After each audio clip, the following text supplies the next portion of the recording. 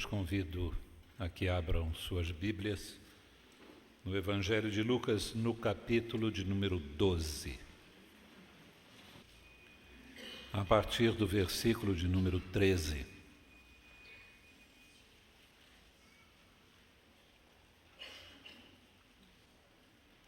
Disse-lhe alguém dentre a multidão: Mestre, dize a meu irmão que reparta comigo a herança. Mas Jesus lhe respondeu: Homem, quem me constituiu a mim juiz ou repartidor entre vós? E disse ao povo: Acautelai-vos e guardai-vos de toda espécie de cobiça, porque a vida do homem não consiste na abundância das coisas que possui. Propôs-lhes então uma parábola dizendo: O campo de um homem rico produzira com abundância. E ele arrazoava consigo dizendo: Que farei, pois não tenho onde recolher os meus frutos? Disse então: Farei isto: derribarei os meus celeiros e edificarei outros maiores, e ali recolherei todos os meus cereais e os meus bens, e direi à minha alma: Alma, tens em depósito muitos bens para muitos anos. Descansa, come, bebe, regala-te. Mas Deus lhe disse: Insensato, esta noite te pedirão a tua alma, e o que tens preparado, para quem será? Assim é aquele que para si ajunta tesouros e não é rico para com Deus. Oremos. Deus bendito, nosso Senhor, Criador, diante de quem estamos nesta hora, e que pela Tua graça nos envia esta palavra do Evangelho, das boas notícias de Jesus Cristo. Nós te pedimos que o Senhor que está aqui entre nós haja em cada mente e coração, e que o teu Espírito testemunhe que esta palavra é verdadeira, procede de ti. E como podemos viver de forma consistente e bem-sucedida. Em nome de Jesus. Amém. Sexta-feira passada eu estava conversando com minha mãe por telefone. Ela estava falando das dificuldades da mãe dela, a minha avó, que morreu prematuramente aos 104 anos de idade.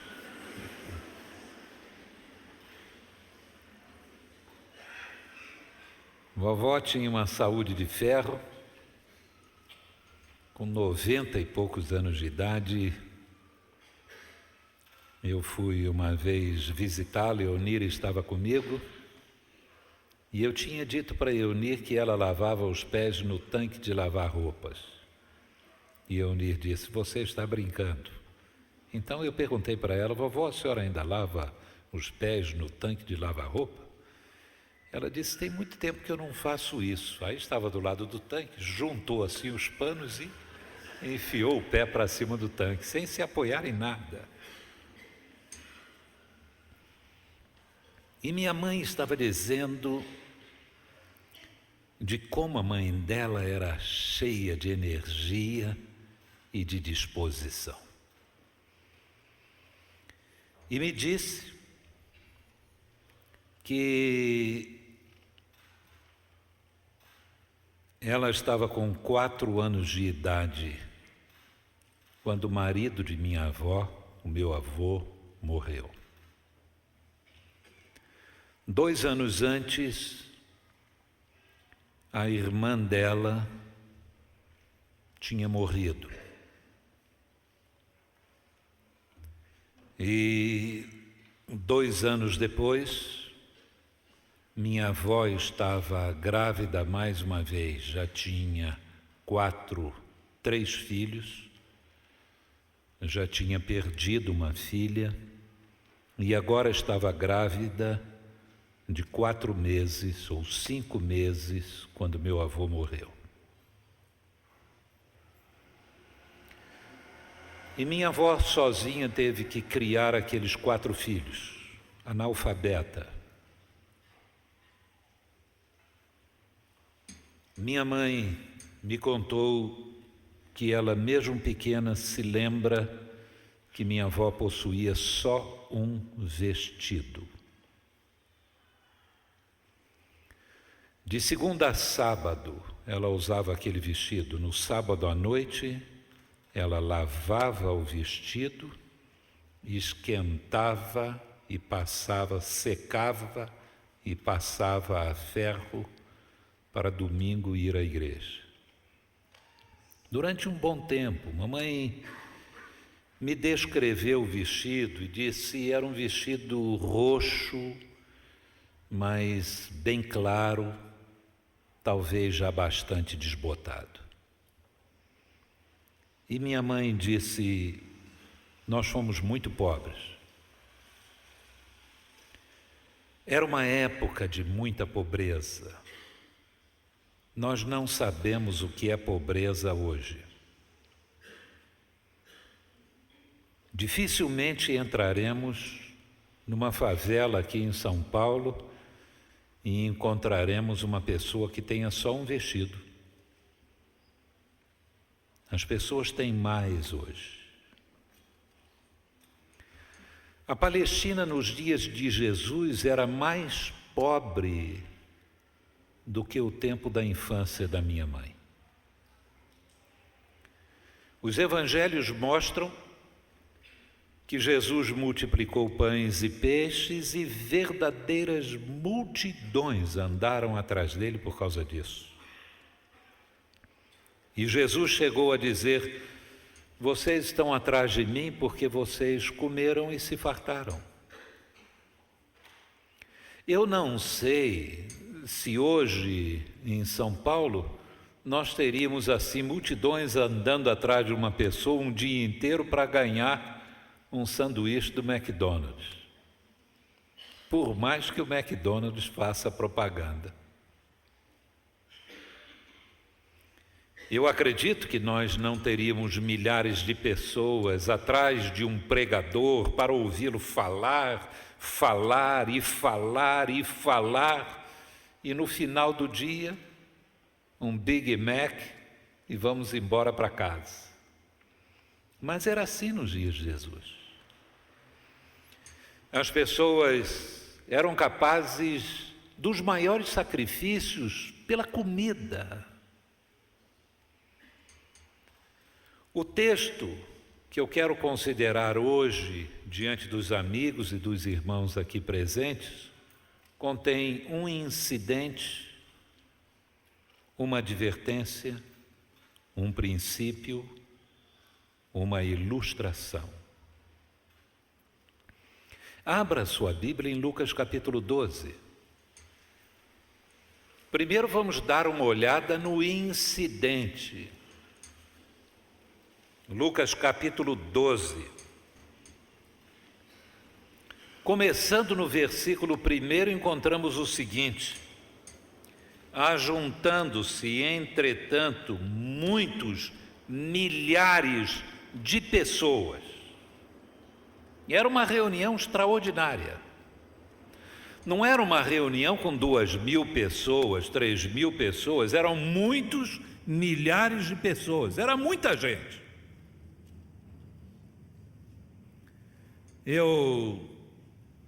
Quando leio isso, eu me lembro da diferença dos pregadores do final do século XIX, início do século XX, eu diria do início do século XX para trás, eu tenho livros com fotos dos grandes pregadores, diferentes de hoje. Hoje, os grandes comunicadores, eles têm que ser bonitos. Eu perdi a esperança de ser um comunicador. Mas, do início do século XX para trás, as fotos mostram os grandes pregadores, um pulmão enorme. Por quê? Porque não existia isso. Os grandes pregadores eram aqueles que tinham a possibilidade de falar a grandes multidões. E haja fôlego. E aí eu fico imaginando como era Jesus. Possivelmente Jesus não fosse tão fraquinho como aparece em algumas fotos, mas era bem equipado para a sua mensagem e para a sua tarefa como pregador. E Jesus estava falando, sabem qual era o assunto? Perseguições, problemas doutrinários, heresias, gente religiosa que está ensinando coisas erradas. Você tem interesse de ouvir isso? De ouvir alguém falando, olha, cuidado com esse pessoal que está falando isso, cuidado com esse pessoal que está dizendo isso e aquilo outro. Olha, a gente não tem muito interesse nessas coisas, não. Aí no meio da multidão, o texto diz, a partir do versículo de número 13, alguém se levanta e fala bem alto. Agora entrou o assunto interessante. A pessoa fala de dinheiro, de repartição de herança, de briga dentro de família, de desavença por causa de dinheiro. Esta pessoa está ali, ela não está muito interessada naquilo que Jesus está dizendo, mas ela está toda ela voltada, focada no problema no qual gira a sua existência. A questão financeira. O incidente é esse. É esse momento em que o Filho de Deus está falando acerca da verdade, está falando sobre o fato de que aqueles que amam a verdade sofrem perseguições, está falando sobre o auxílio do Espírito Santo para aqueles que sofrem essas perseguições, está falando sobre o erro que se mistura com a verdade e que se deve temer isso. Quando alguém vem, levanta a sua voz no meio da multidão para falar sobre dinheiro. Agora a advertência. A advertência aparece no versículo de número 15. E disse ao povo: acautelai-vos e guardai-vos de toda espécie de cobiça, em outras versões de avareza. Avareza e cobiça são sentimentos complementares, são como as duas faces de uma mesma moeda. A cobiça é um impulso da pessoa na direção de ajuntar bens. É movida pela crença de que os bens são absolutamente essenciais e indispensáveis para uma vida bem-sucedida. A avareza, o outro lado da moeda, é o impulso que está lá dentro da pessoa de guardar de maneira mórbida aquilo que já ganhou, porque ela precisa, depende daquilo, tem medo de perder aquilo que já juntou. Uma na direção de juntar, a outra na direção de guardar. Jesus diz assim: guardai-vos, tenham toda cautela, e usa uma palavra que o evangelista Lucas colocou na língua grega, a língua em que foi escrito o Novo Testamento, usando um termo militar. É um termo que descreve o soldado preparado para a batalha, armado para a batalha. Armem-se, preparem-se. Da mesma maneira que um soldado se prepara para a batalha, vocês se guardem em relação a isso. Cuidado, Jesus está dizendo.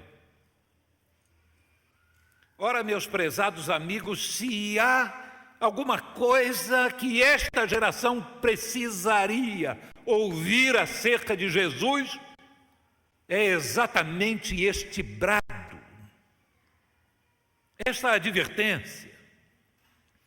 Vivemos numa época em que as pessoas estão interessadas, em primeiro lugar, em dinheiro.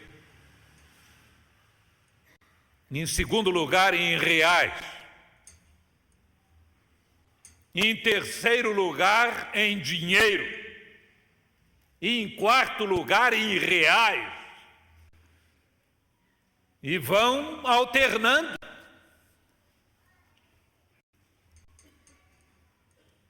Em outras palavras, as pessoas estão interessadas acima de qualquer outra coisa em dinheiro.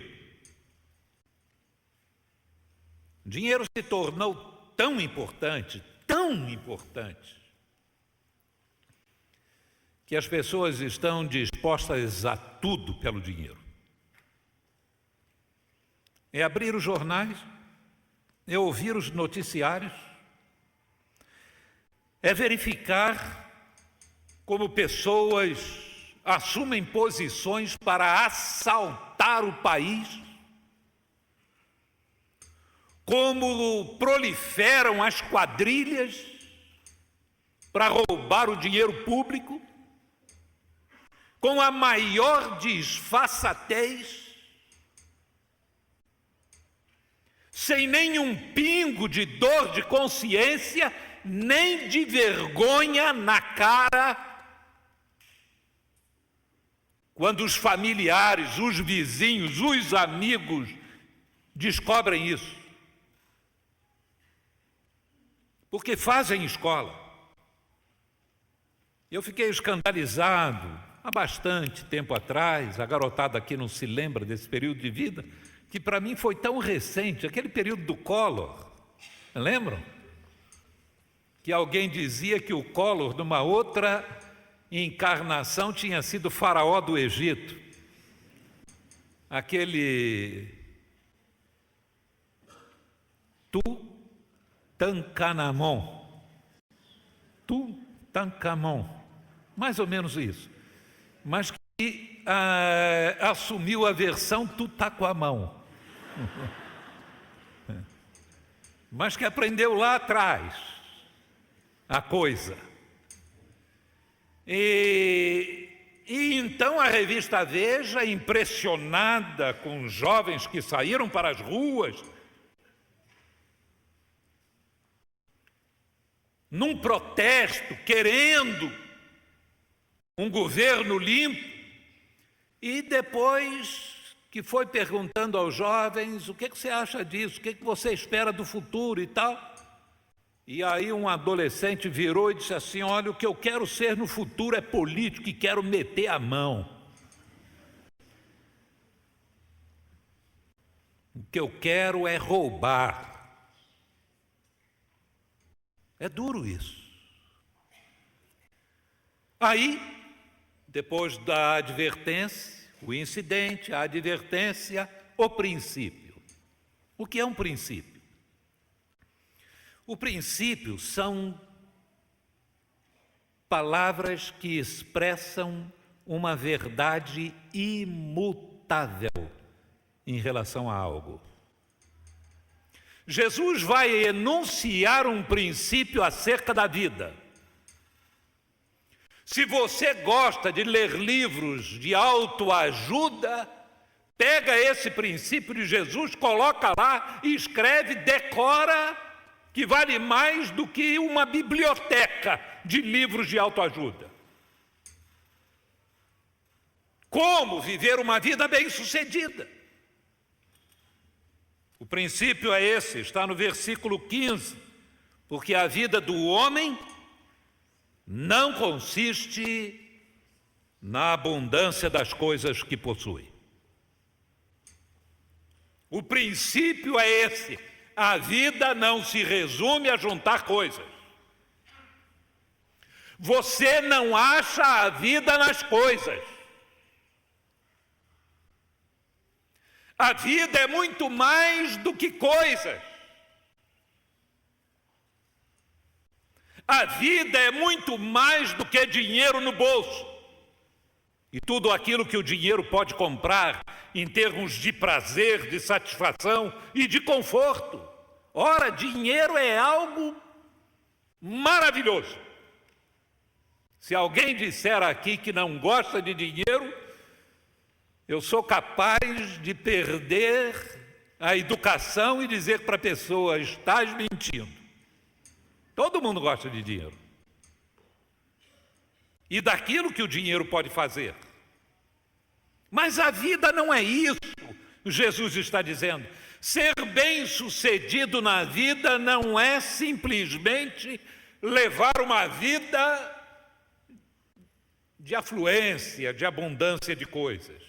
E aí vem a ilustração. Eu quero depois voltar ao princípio.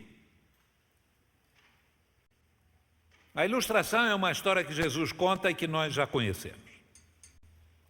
Um homem, um fazendeiro, a colheita dele produziu frutos em abundância. Eu quero chamar a atenção de vocês para dizer que a colheita não foi apenas abundante, foi superabundante. Foi surpreendentemente abundante. Na verdade, a colheita do homem foi muito acima de suas melhores expectativas. A sua fazenda produziu mais do que aquilo que ele nos seus devaneios sonhava. Produziu tanto que ele, olhando assim para os campos, para o seu cereal que caminhava para a colheita, e pensou: eu não tenho onde guardar isso tudo. Eu não estou preparado para colher e guardar tudo isso que foi produzido. Algo absolutamente extraordinário. Num mundo de fome e de miséria, aquele homem olha para os seus campos e vê que ele tem mais do que pode guardar. A história que Jesus conta diz que ele aí começa a falar consigo mesmo. Toda a história do homem é uma história dele com ele mesmo. Parece que, caminhando na direção errada da vida, colocando as coisas no lugar errado e vivendo em função de coisas, este homem, a impressão que a gente tem é que ele se coisificou, ele virou uma coisa. Ele não tem amigos, ele não tem conselheiros, ele não tem com quem dialogar, ele fala consigo mesmo. E falando consigo mesmo, ele diz: o que eu vou fazer é o seguinte, eu vou derrubar os meus celeiros, para aproveitar o material da construção, madeira, pedras, essas coisas tinham o seu preço, seu alto preço, mão de obra barata, material caro. Não se trata de comprar outro material e fazer um outro celeiro. Ele é esperto. Você pega material para fazer um celeiro que você tem 5 metros de cada lado, você vai ter 25 metros quadrados de área. Mas se você já tem um celeiro de 10 metros de cada lado, você já tem um celeiro de 100 metros quadrados. Se faz um outro de 25 metros de área, você vai ficar com 125 metros de área.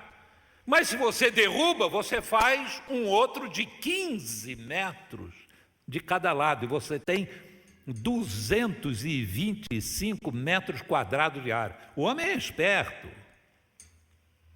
Ele diz: eu vou derrubar os meus celeiros, vou fazer outros maiores dentro daquelas possibilidades, mas ampliando, aumentando a sua área para guardar.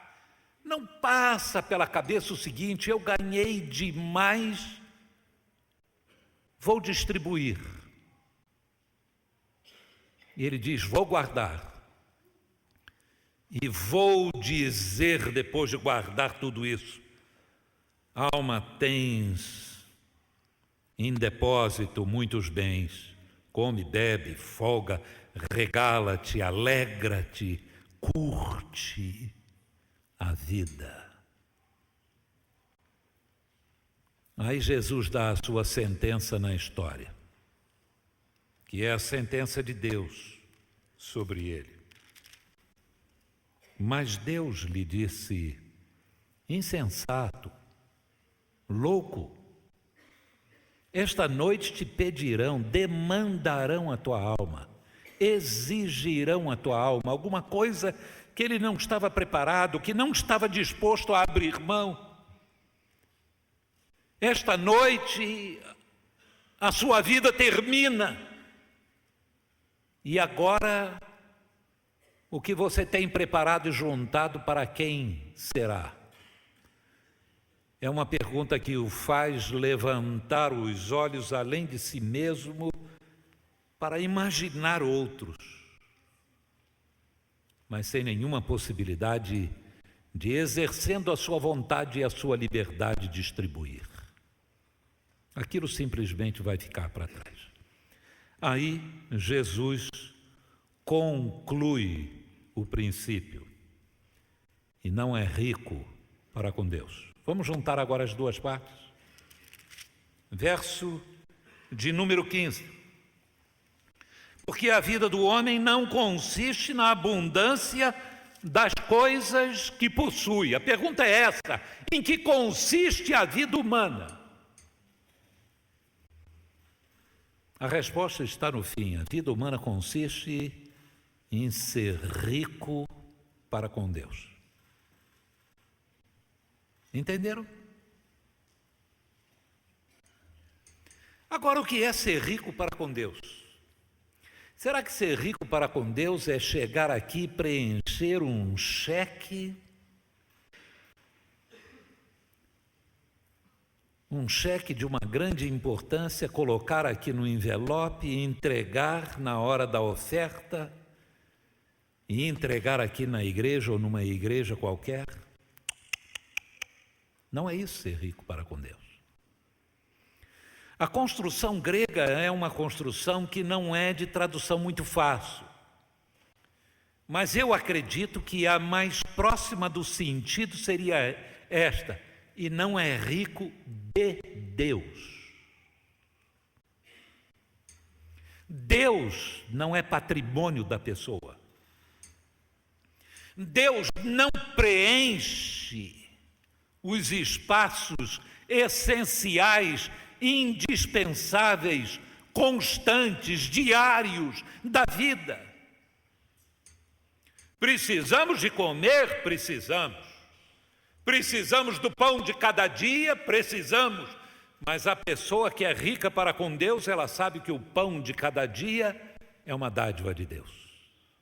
Por isso ela pede: Pai, o pão nosso de cada dia nos dá hoje. Ela, quando está trabalhando e o seu trabalho produz e rende, ela diz: foi Deus que deu. Ela vê, ela percebe, ela entende, ela tem esse discernimento. Jesus não diz que o homem foi miserável para com o pobre. Este não é o problema número 1 da vida. O problema número 1 da vida é o nosso relacionamento pessoal com Deus.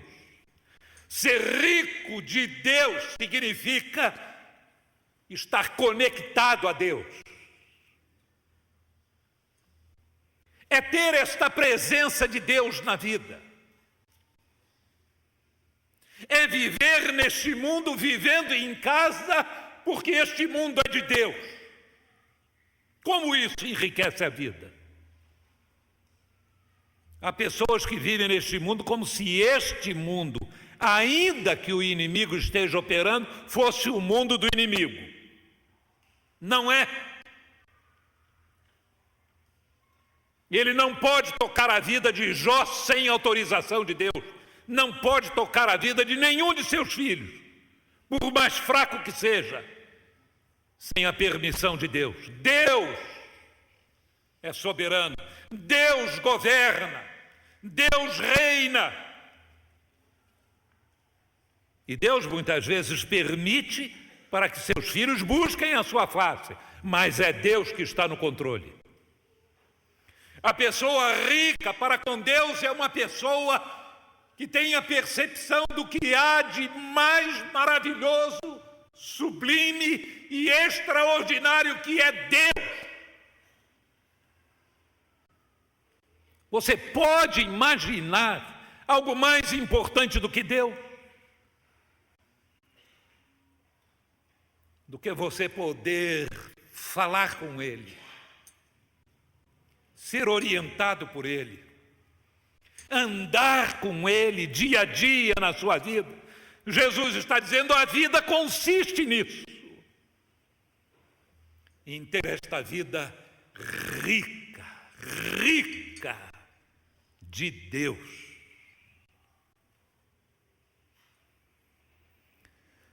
Você tem essa vida. Mesmo filhos de Deus, às vezes, vivem uma vida tão pobre de Deus. São pessoas que têm necessidades, que quando a necessidade aperta, oram a Deus, mas raramente agradecem. Quarta-feira nós estávamos fazendo um estudo em Filipenses, e eu pedi às pessoas que mostrassem no texto ferramentas que ajudam no processo de mudança. Porque eu tenho falado sobre mudança e mudança de atitude. Alguém falou em oração. Está lá no texto de Filipenses 4. E logo depois alguém falou em gratidão, com súplicas e ação de graças. Quando nós oramos a Deus, eu disse, nós estamos querendo que o braço de Deus se mova, haja, faça alguma coisa. Quando nós agradecemos, nós estamos vendo esse mesmo braço se movimentando. É indispensável ver isso. Ter essa percepção do que Deus está fazendo no mundo, do que Deus está fazendo na vida, do que Deus está fazendo na sua vida. Alguns dizem que há pessoas que são atraídas apenas pela dor. Mas há pessoas que nem pela dor e nem pelo amor.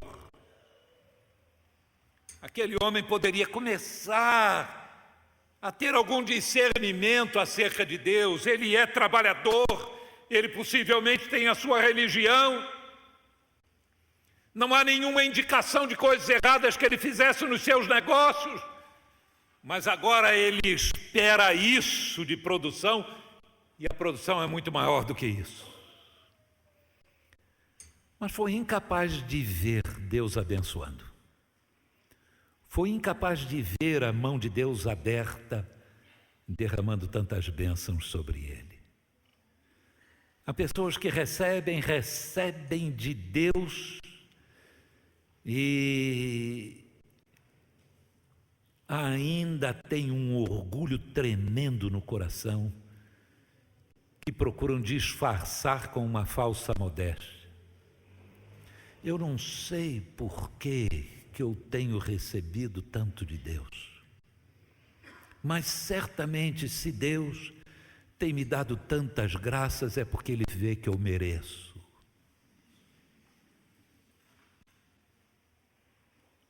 E tem aquela ideia de que se eu tenho é porque eu mereço. Que pobreza! Meu prezado amigo, a vida, a minha vida e a sua vida consiste em ser rico de Deus. Como pregador eu posso vir aqui pregar pobre de Deus.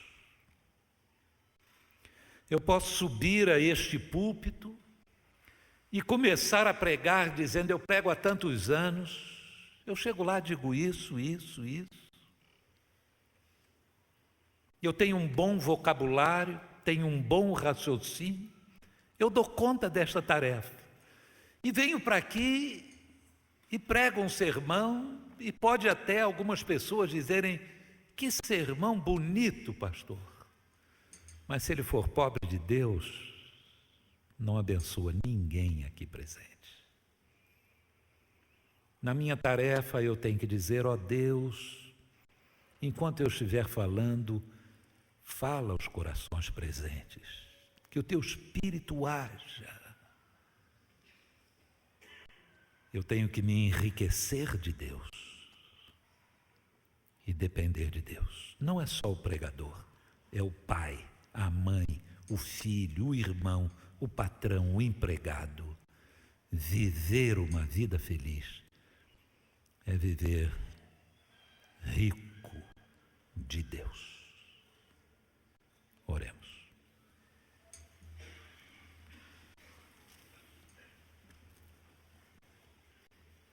Ó Deus e Pai, a Tua palavra nos diz que Jesus, sendo rico, se tornou pobre para enriquecer a muitos.